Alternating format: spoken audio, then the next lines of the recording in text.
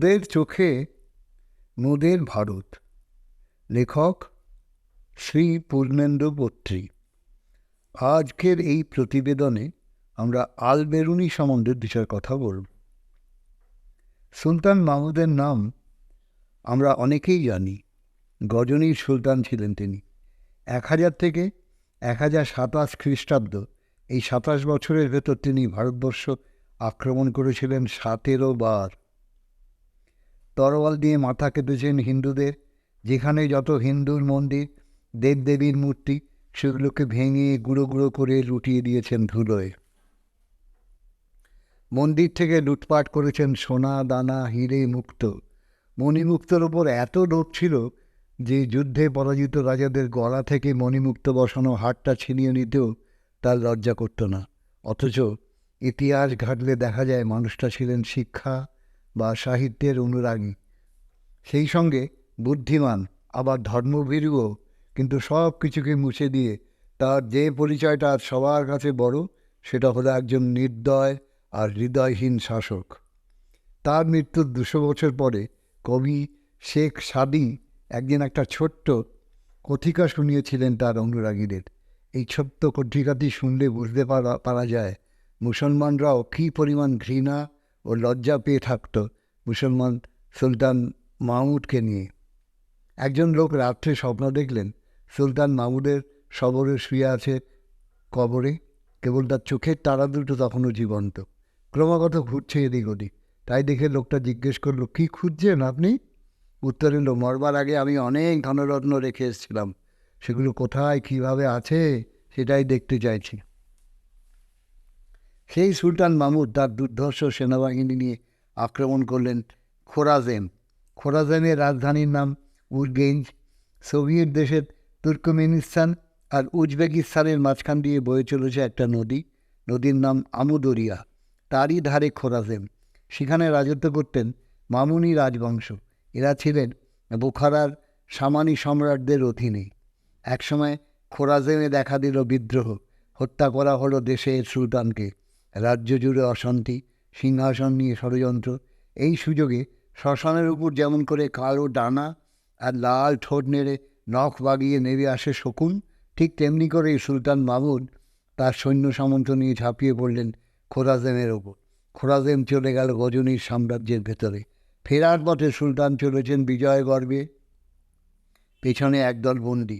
বন্দীদের মধ্যে আছে সৈন্য, আছে রাজার বহু গণ্যমান্য নাগরিক, আছে মামুনি রাজবংশের রাজপুত্রেরা, আছে কিছু পণ্ডিত ধরনের মানুষও। আর সেই পণ্ডিতের মানুষদের মধ্যে রয়েছেন 44 বছরের একজন জ্ঞানী পুরুষ, নাম আল বেরুনি। ইরানি পরিবারের ছেলে তিনি। জন্মেছিলেন 973 সালের 4 সেপ্টেম্বর খোরাজেনের ফার্স নামের এক শহরতলিতে। যেহেতু এরা বিদেশি, তাই এদের বলা হতো বেরুনি। মার্সি বেরুনি শব্দের অর্থ বহিরাগত। আল বেরুনির পুরো নাম আবু রায়হান মোহাম্মদ বিন আহমেদ। সংক্ষেপে ডাকা হতো আবু রায়হান, আবার কখনো আল বেরুনি। 1973 সালে পূর্ণ হয়েছে তার জন্মের 1000 বছর। আর সেই উপলক্ষেই তার জন্মস্থান ফার্সের নাম বদলে রাখা হয়েছে বেরুনি। পাছে এইসব বন্দী রাজপুত্ররা দেশের পণ্ডিতদের সঙ্গে সলা পরামর্শ এঁটে নিজেদের রাজ্যটা সুলতানের কাছ থেকে আবার ছিনিয়ে নেওয়ার চেষ্টা করে। সেই ভয়ে সুলতান করেছিলেন কি, বিভিন্ন ধরনের বন্দী রেখে দিয়েছিলেন বিভিন্ন জায়গায়। মামুনি বংশের রাজপুত্রদের পাঠিয়ে দিয়েছিলেন ভারতের পাঞ্জাব আর সিন্ধু প্রদেশের দুর্গে। সামরিক বন্দীদের ভর্তি করে নিয়েছিলেন নিজের সেনাবাহিনীতে। বিশিষ্ট নাগরিকদের রেখেছিলেন নিজের রাজ্যে। তবে বন্দী না হলেও নজরবন্দি তো বটেই। স্বাধীনভাবে সেখানে হাঁটবে, ঘুরবে, চলবে, সেই পথে কাটা। আর বেরুনির তখন জ্যোতির্বিদ হিসেবে খুব নাম ডাক। তাই মাঝে মাঝেই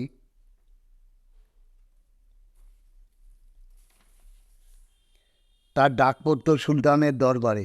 সেখানে জুটত খানিকটা খাতির যত্ন, আবার অনেক সময় চাবুকও পড়ত তার পিঠে। নির্যাতন করা হতো নানাভাবে। সুলতান যাবেন যুদ্ধে, আল বেরুনিকেও সঙ্গে নিয়ে যাওয়া হতো, থাকতে হতো সৈন্যদের সঙ্গে। এইভাবেই কিংবা মামুনি রাজপুত্রদের সহবন্দী হিসেবে তার ভারতে আসা। পাঞ্জাব আর সিন্ধু প্রদেশের কয়েকটা অঞ্চলে থাকার সময় এখানকার পণ্ডিতদের সঙ্গে যোগাযোগ হয়েছিল তার। সংগ্রহ করেছিলেন ভারতীয় ভাষার পুঁথিপত্র। অবশ্য গজনীতেও তখন আসা যাওয়া ছিল ভারতীয় পণ্ডিতদের। এমনকি সুলতান মামুদের সেনাবাহিনীতেও একাধিক সেনানায়ক ছিলেন হিন্দু। সুলতানের পছন্দ নয় জেনেও একেবারে একার চেষ্টায় ভারতবর্ষকে জানবার চেষ্টা করেছিলেন তিনি। তাই সুলতানের কাছ থেকে উৎসাহ পাননি কোনো সময়ই। তাই সুলতানের প্রতিও নিজের শ্রদ্ধা জানাতে পারেননি কোনোদিন তিনি। আর বেরুনির মতন শিক্ষিত এবং রুচিমান মানুষের পক্ষে কোনোদিনই সম্ভব ছিল না একজন নির্দয় শাসক, নিষ্ঠুর রাজনীতিজ্ঞ, লোভী আর গুণীজনের প্রতি শ্রদ্ধাহীন সুলতানের প্রশংসায় পঞ্চমুখ হওয়া। প্রশংসা তিনি করেছেন, কিন্তু তার মধ্যেও লুকিয়ে থেকেছে মনের বিরক্তি, ঘৃণা আর বিদ্রোহ। ইসলামের দীর্ঘতম স্তম্ভ আদর্শ সুলতান, পৃথিবীর কীর্তিমান মানুষ মামুদকে আল্লাহ যেন ক্ষমা করেন। যতদিন সুলতান বেঁচে ছিলেন আল বেরুনি হাত লাগাননি ভারতবর্ষ নিয়ে বই লেখায়। সুলতানের মৃত্যুর 5 মাসের মধ্যেই সেই বই লেখা শেষ হয়। সিংহাসনে তখন মামুদের ছেলে মাসুদ। মাসুদ কিন্তু বাবার একেবারে উল্টো। তিনি দরাজদির মানুষ, গুণীজনদের প্রতি গভীর তার শ্রদ্ধা, নিজেও বিদ্যুৎসাহী। আল বেরুনির জীবনে এবার লাগলো সুদিনের হাওয়া। এতদিন ছিলেন যেন আলো বাতাসহীন কোনো বন্ধ ঘরে, এবার ফিরে পেলেন মুক্ত পৃথিবী। সুলতান মামুদকে নিজের লেখা কোনো বই তিনি উৎসর্গ করেননি, কিন্তু সুলতান মাসুদকে করলেন এবং এর জন্য প্রচুর টাকা উপহার পাঠিয়েছিলেন মাসুদ। আল বেরুনি কিন্তু তা স্পর্শও করেননি। তার জীবনযাপন ছিল সহজ, সরল, পবিত্র। সপ্তাহে মাত্র একদিন বেরোতেন শহরে নিজের আহার্যের খোঁজে। বাকি সময়টা সবসময় মুনি ঋষিদের মতো তপস্যায় মগ্ন। তার তপস্যা ছিল বই পড়া আর লেখা। মধ্যযুগের এক মহান প্রতিভাধর ছিলেন তিনি। একটা মানুষের মধ্যে অসংখ্য প্রতিভাবান মানুষ জড়ো হয়েছিল যেন।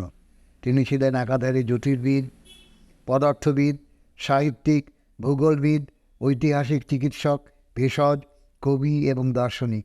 শুধু বিজ্ঞান নিয়েই লিখেছেন তিনি 12,000 পাতা।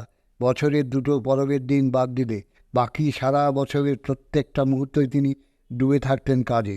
অল্প একটু মোটাসোটা মাঝারি মাপের এই মানুষটির গায়ের রং ছিল চকচকে, ব্যবহার ঘষা মাজা আর অমায়িক, কিন্তু সত্যের ব্যাপারে শক্ত, নির্ভীক আর স্পষ্টবাক। সারা জীবনে বই লিখেছেন কত, তার সত্যিকারের হিসেব নিকেশ শেষ হয়নি এখনও। তবে অনুমান করা যায় সংখ্যাটি হচ্ছে 180। তারই মধ্যে একটা বিখ্যাত বইয়ের নাম ভারতবর্ষ। এটা সোজা করে বলা। মূল আরবি নামটা অনেক বড়, যার বাংলা করলে দাঁড়াবে বুচার বুদ্ধির গ্রহণযোগ্যতা, আর গ্রহণযোগ্যতা যার নেই হিন্দুদের সেই সব পদ্ধতির সঠিক বর্ণনা। তার সবসময়ের ভারতবর্ষকে জানবার পক্ষে এই বই এখন একটা মূল্যবান দলিল। বিরাট বই, সেই জটিল প্রসঙ্গগুলোকে বাদ দিলে সাধারণভাবে ভারতবর্ষ সম্বন্ধে তিনি যা লিখে গেছেন, এখন শুধু তার দিকেই চোখ ছড়াবো আমরা। তখনকার ভারতীয় হিন্দুদের সম্পর্কে তার অভিজ্ঞতা ছিল। এরা বিশ্বাস করে যে পৃথিবীর মধ্যে একমাত্র তাদের দেশই শ্রেষ্ঠ, মানব জাতির মধ্যে তারাই সর্বোত্তম, রাজাদের মধ্যে তাদের রাজারাই সর্বশ্রেষ্ঠ, ধর্মের মধ্যে তাদের ধর্মই শ্রেষ্ঠ এবং তাদের জ্ঞান বিজ্ঞানই একমাত্র জ্ঞান। মূর্খের মতো নিজেকে বড় ঘোষণা করে নিজেকে জাহির করে ওরা, এবং তাতেই তারা পরম পরিতৃপ্ত। জ্ঞান বিতরণে কার্পণ্য করা ওদের স্বভাব। আল বেরুনি তখনকার হিন্দুদের সমালোচনা করেছেন অনেক। ভারতবর্ষকে ভালোবেসেছিলেন বলেই অকপটে তিনি বলতে পেরেছিলেন এমন স্পষ্ট কথা। তিনি দেখেছিলেন হিন্দুরা শরীরের কোনো চুল কাটে না, মাথা ভর্তি চুল দিয়ে ওরা মাথাটাকে বাঁচায় সূর্যের প্রচণ্ড তাপ থেকে। কোপ রাখে প্রায় সকলেই, তাতে তাও দেয়। গায়ে পোশাক নেই বললেই হয়, দেখতে অনেকটা উলঙ্গের মতো। বিশেষ করে গ্রীষ্মকালে রাখে বড় বড় নখ, আর তার জন্য খুব গর্ব করে। খেতে বসে গোবর দিয়ে নিকানো একটা জায়গায় আলাদা আলাদা, ভোজন পাত্রগুলো মাটির বলে খাওয়ার পরই ফেলে দেয়। খাবার পরই পান গুয়া খেয়ে লাল করে নেয় দাঁত। হিন্দুরা গোমাংস খায় না, কিন্তু গোমূত্র খায়। করতাল বাজায় কাঠি দিয়ে, কখনো কখনো মাথার পাগড়িকে ব্যবহার করে পাজামার মতো। সত্যিকারের পাজামাটা হয় প্রকাণ্ড, তার বাঁধন থাকে পিছন দিকে, জুতো পরে পায়ের সঙ্গে এঁটে, জুতোর মুখটা থাকে উপর দিকে উল্টানো। তার ধারণায় ভারতবর্ষ এককালে ছিল সমুদ্র। তিনি লিখেছেন, তুমি যদি ভারতের মাটি নিজের চোখে দেখো আর এদিকে ওদিকে খুঁজে তার ভেতর থেকে গোল গোল পাথরের নুড়ি খুঁজে পাও, তার দিকে ভালো করে তাকাও, তাহলেই বুঝতে পারবে এই ভারতবর্ষ এককালে ছিল সমুদ্র। নদীর পলিমাটি জমে জমে ক্রমে তা ভরে গেছে। তিনি দেখেছেন সতীদাহ, দেখেছেন পুরুষেরা স্বচ্ছন্দে বিয়ে করতে পারে 4 বার, তারপর আর করা চলে না, আইনের নিষেধ। তবে 4 জন স্ত্রীর 1 জন মারা গেলে আবার বিয়ে করতে পারে, কিন্তু স্বামীর মৃত্যু হলে কোনো স্ত্রী অন্য কাউকে বিয়ে করতে পারে না। তখন তার সামনে 2টো পথ: 1 আমরণ বিধবা হয়ে থাকা, 2 স্বামীর চিতায় ঝাঁপ দিয়ে মরা। হিন্দুদের আরও একটা মজার গুণ তার চোখে পড়েছিল। যেসব জায়গায় বিশেষ কোনো রকম মাহাত্ম্য আছে সেখানে তারা স্নানের জন্য কুণ্ড বা জলাশয় তৈরি করে। আবার এইসব নির্মাণ করে এমন অপূর্ব দক্ষতার সঙ্গে, যা মুসলমানদের পক্ষে করা তো দূরের কথা, বর্ণনাও করতে পারবে না। হিন্দুদের মধ্যে অনেক বড় গুণ আছে, কিন্তু ওদের মধ্যে সক্রেটিসের মতো মহাজ্ঞানী নেই। হিন্দুদের জ্ঞান বিজ্ঞানের ধারণা তাই এলোমেলো। সেই কারণেই কিছু বলতে গেলে এরা ব্যবহার করে বিরাট বিরাট সংখ্যা, ধারণা করে অতিরিক্ত দীর্ঘকাল, আর এসবের কোনো প্রতিবাদ সহ্য করার ক্ষমতা তাদের নেই। আরও একটা দোষ, একই জিনিসকে বহু নামে ডাকা। এদের ভাষায় সূর্যের সহস্র নাম। এদের ধারণা সূর্য আছে মোট 12টি, প্রত্যেক মাসে একটি করে উদয় হয়। এদের ভাষা এত বেশি শব্দবহুল যে কোনো লোককে যদি ভাষা আয়ত্ত করতে হয় তাহলে তারা সারা জীবনটাই লেগে যাবে। এদের ছন্দের জ্ঞান বা ছন্দের কানটা খুব ভালো। সব বই এখানে লেখা হয় ছন্দে। হিন্দুরা উপবাস করে ঈশ্বর অথবা দেবতার নামে। 1 মধ্যাহ্ন থেকে আরেক মধ্যাহ্ন পর্যন্ত উপবাস করার নাম একনক্ত। পূর্ণিমা দিনের উপবাসের নাম চন্দ্রায়ণ। হঠাৎ মনে হতে পারে আলবেরুনি হিন্দুদের প্রতি বিদ্বেষ থেকেই তাদের এই রকম খুঁত খুঁজে বেরিয়েছেন, কিন্তু তা ঠিক নয়। তিনি ছিলেন সত্যবাদী আর মুক্তিপ্রবণ। তিনি যে কতখানি সৎ তার প্রমাণ মিলবে সুলতান মাসুদের মতো দুর্ধর্ষ যোদ্ধার বিজয়ী বাহিনীর সঙ্গে থেকেও তিনি উচ্চারণ করতে পেরেছেন তার চরম প্রতিবাদ ও ঘৃণা। তিনি হিন্দুদের শস্য শ্যামল অঞ্চলগুলিকে করেছিলেন মরুভূমি, আর এমন সব কৃতিত্ব দেখালেন যাতে উড়ন্ত ধূলিকণার মতো চারিদিকে ছড়িয়ে পড়ল হিন্দুরা। নিহত হতে হতে বেঁচে রইল যারা, তাদের মনে মুসলমানদের সম্পর্কে বিদ্বেষটা হয়ে উঠল বদ্ধমূল। তারা পালিয়ে গিয়ে কাশ্মীর বা বারাণসীর এমন সব জায়গায় আত্মগোপন করল যেখানে হাত পৌঁছবে না আমাদের। হিন্দুদের গোঁড়ামি অথবা সংস্কারের কথা বলার পরেই তিনি কত অকপটে স্বীকার করে নিয়েছেন যে আরবদের মধ্যেও রয়েছে এইসব গোঁড়ামি আর কুসংস্কার। তারা হিন্দুদের মতো পরিচ্ছন্ন নয়, অনায়াসে নোংরা অথবা মৃত পশুর মাংস খেতেও লজ্জা নেই তাদের। আলবেরুনির ভারততত্ত্বে রয়েছে 80টা অধ্যায়। ভারতবর্ষের ধর্ম, সাহিত্য, জ্যোতিষ, ব্যাকরণ, শ্রেণীভেদ, স্বর্গনরকের ধারণা, জন্মান্তরবাদ, মূর্তি পূজা, বর্ণমালা, গ্রহ নক্ষত্র, মরু পর্বত, ব্রত, উপবাস, আইন আদালত, চন্দ্র সূর্যের গ্রহণ, সব কিছু নিয়েই লিখেছেন তিনি। তার এই সব রচনা পড়ে ভারতীয় জ্ঞানীরা, জ্যোতির্বিজ্ঞান, দর্শন আর গণিতের পণ্ডিতরা প্রশংসায় পঞ্চমুখ হয়েছেন। বারবার বিভিন্ন বিষয়ে পরামর্শ আর অভিমত চেয়েছেন তার কাছে, কারণ তারা জানতেন আলবেরুনি একজন এমন মানুষ যার কাছে সত্যের চেয়ে আর কিছুই বড় নয়। আলবেরুনি বেঁচেছিলেন 75 বছর। 973 খ্রিস্টাব্দে জন্ম, 1048-এ মৃত্যু। এই 75 বছরে প্রায় প্রত্যেকটা দিনই ছিল তার জীবনে কর্মময়। তিনি চর্চা করেননি এমন বিষয় নেই বললেই চলে পৃথিবীতে। জ্যোতির্বিজ্ঞান, আলোকবিজ্ঞান, যন্ত্রবিজ্ঞান, ভূগোল, জ্যোতিষ, ইতিহাস, গণিত, তারিখ গণনাবিদ্যা, গাণিতিক ভূগোল, পদার্থবিদ্যা সবই যেন তার নখদর্পণে। ভারতবর্ষ সম্পর্কে আসল এবং অনুবাদ মিলিয়ে মোট রচনার সংখ্যা 20-র মতো। তাছাড়া লিখেছেন প্রাচীন ভারত ও ইরানের সভ্যতার নানান ও লৌকিক কাহিনী।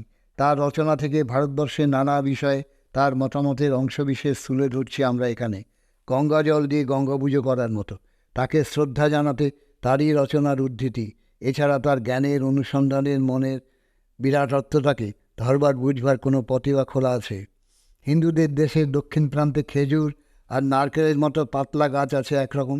এতে জন্মায় খাওয়ার সুস্বাদু ফল, আর সেই সঙ্গে 1 গজের মতো লম্বা 3 আঙুলের মতো চওড়া পাতা।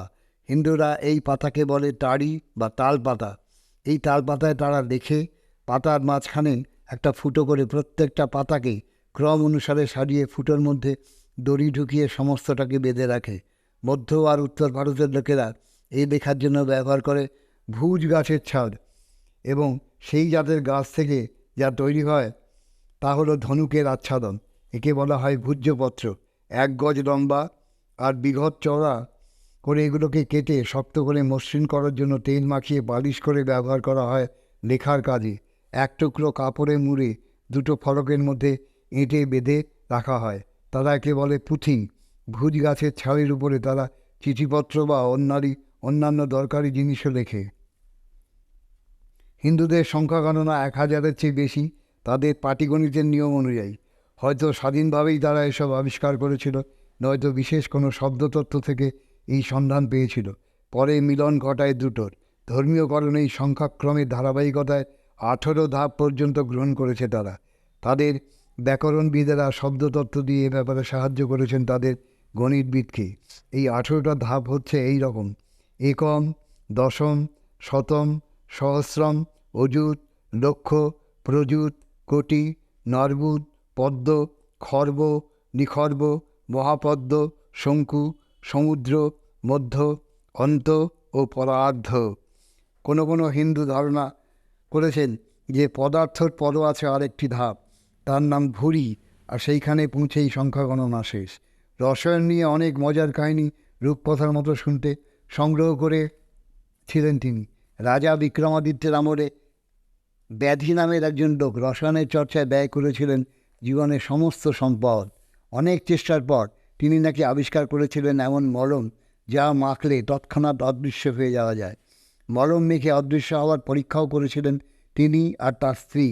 বাতাসে ভাসতে ভাসতে একদিন এই খবরটা গিয়ে পৌঁছল রাজা বিক্রমাদিত্যের কানে। তিনি ছুটে এলেন নিজের চোখে সত্যি মিথ্যা যাচাই করার জন্য। রাজাকে দেখে ব্যাধি বললেন, আপনি হাঁ করে আমার থুতু আপনার মুখে নিন। রাজা বিরক্ত ভরে সে থুতু মুখে নিতে রাজি হলেন না। ব্যাধির মুখের থুতু ছিটকে পড়ল ঘরের চৌখাটের ওপর। সঙ্গে সঙ্গে সেটা সোনা হয়ে গেল। নিজেদের তৈরি রসায়নের গুণে ব্যাধি আর তার স্ত্রী নাকি উড়ে যেতে পারতেন যেখানে খুশি। রসায়ন বিজ্ঞান নিয়ে তারা বইও লিখে গেছেন নাকি অনেক। লোকের ধারণা আলবেরুনির সময়েও জীবিত ছিলেন তারা। ধার শহর মালবের রাজধানী, সিংহাসনে রাজা ভোজদেব। এই ধার শহরের সরকারি ভবনের সামনে আছে একটা লম্বা টুকরো, এতে রয়েছে মানুষের অঙ্গ প্রত্যঙ্গের অনুলেখ। আর এই নিয়েই চালু আছে একটি কাহিনী। খুব প্রাচীন কালের কথা।